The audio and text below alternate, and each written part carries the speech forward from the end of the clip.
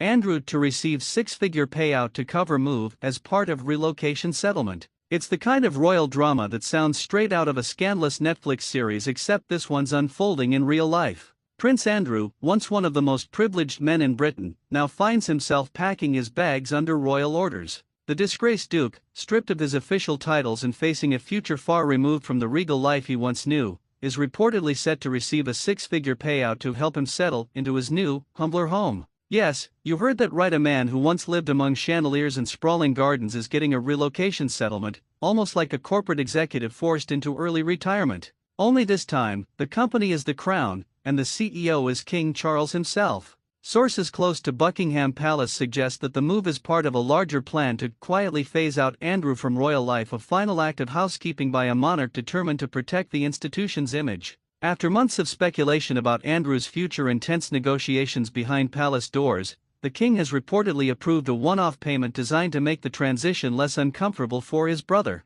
That payment, insiders claim, will be followed by an annual allowance meant to keep him from overspending in his new life as a commoner. It's a fascinating twist in a royal saga that's been anything but predictable. The once proud Duke of York, who just a few years ago represented the Queen on global tours, is now being managed like a family liability cushion, just enough to keep him quiet but controlled enough to ensure no more scandals make their way into the headlines. Before we dive deeper into what this all means for Andrew and for the royal family's already fragile image, don't forget to subscribe to the channel and hit the notification bell so you don't miss any of the latest updates on the Windsors, their power moves, and their secrets that always seem to find the light of day. The story begins at Royal Lodge, the Grand Windsor estate that has been Andrew's sanctuary for decades. Once the centerpiece of his post-marital life with Sarah Ferguson, the property has now become a symbol of royal tension. King Charles reportedly grew frustrated with Andrew's refusal to vacate the estate despite repeated warnings. The sprawling mansion, worth tens of millions, had long been leased to Andrew under favorable terms,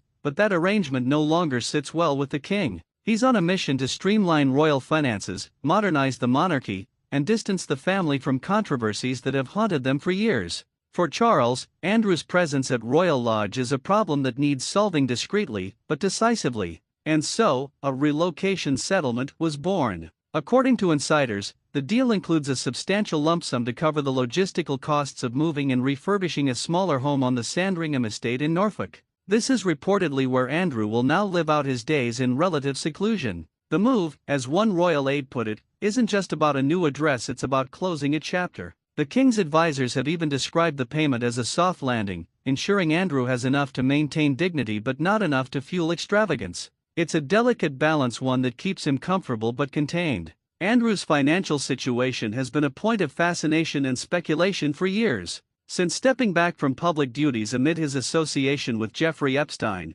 he's been cut off from official royal funding. Much of his previous income came through the Duchy of Lancaster, but that tap was turned off once the Epstein scandal hit full force. With mounting legal costs, dwindling public support, and the loss of military titles, the Duke has found himself in unfamiliar territory, financially restrained and publicly sidelined. Insiders have described him as deeply anxious about the future, relying heavily on the goodwill and the purse strings of his elder brother, the king. This six-figure payout might sound generous, but for Andrew, it's also a lifeline. Reports suggest that part of the funds will go toward refurbishing his new home on the Sandringham estate, ensuring it's modest but comfortable. In comparison to Royal Lodge, it's a downgrade, fewer rooms, smaller grounds, and a far cry from the grandeur he once enjoyed. Yet, for the palace, this is about more than property. It's about optics. The royal household is acutely aware that in the public eye, every pound spent on Andrew is a potential scandal waiting to erupt. To mitigate that, the relocation deal is being presented as a necessary administrative cost, framed as a one-time expenditure to ensure the monarchy moves forward without further distractions.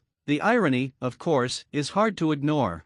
For years, Andrew's lavish lifestyle was supported by the very institution that's now working to distance itself from him. Once known as the Queen's favorite son, he's gone from red carpets and royal engagements to a life of quiet retreat. Sources say that, emotionally, he's still struggling to come to terms with his fall from grace. His relationship with Sarah Ferguson, however, remains one of the few constants in his life. The pair, though long divorced, still share an unshakable bond, one that has seen them weather scandals, ridicule, and now, exile. It's understood that Fergie will likely join Andrew in Sandringham, offering companionship as he adjusts to his new surroundings. Inside royal circles, the Andrew problem has been one of the monarchy's most delicate challenges. King Charles, known for his measured but firm leadership style, has reportedly been advised to handle his brother with both compassion and caution. The goal is clear: to restore public trust without creating a family rift. By offering Andrew a financial cushion, the king avoids accusations of cruelty, while ensuring his brother remains out of the public eye. It's a classic royal maneuver, one that protects the family brand while quietly enforcing discipline. Palace sources have hinted that this move may be permanent. Andrew's days of royal privilege are over. His name has been removed from most official listings, and his portrait no longer hangs in key royal residences. Even his security arrangements have been scaled down, reflecting his diminished status. To the outside world, it's the ultimate fall from grace from His Royal Highness to an ordinary citizen dependent on a royal stipend. But to the monarchy, it's a necessary evolution, a line drawn between duty and disgrace. Those close to Andrew insist he feels deeply wronged, believing he's paid too heavy a price for his past associations. Yet, within the palace, there's little sympathy left. For King Charles, the focus is on the future, on preparing Prince William for his eventual reign, and on ensuring that the next generation of royals enters a new era untarnished by scandal. That means closing old wounds, even if it comes at a personal cost. This transition marks one of the final stages of Charles's long campaign to modernize the monarchy. Over the past 2 years, he's quietly reshaped the royal household, trimming excess and reinforcing the institution's image as leaner, more transparent, and in tune with the times. Removing Andrew from Royal Lodge fits perfectly into that vision, a symbolic cleansing of an era defined by indulgence and controversy. Yet, despite the palace's careful management, the optics remain complicated. Critics argue that any payout, no matter how justified behind closed doors, will spark outrage among taxpayers already grappling with economic challenges. Why should the public fund the comfort of a disgraced royal, is the inevitable question that looms. Palace insiders are keen to stress that the funds come from private royal estates, not public coffers,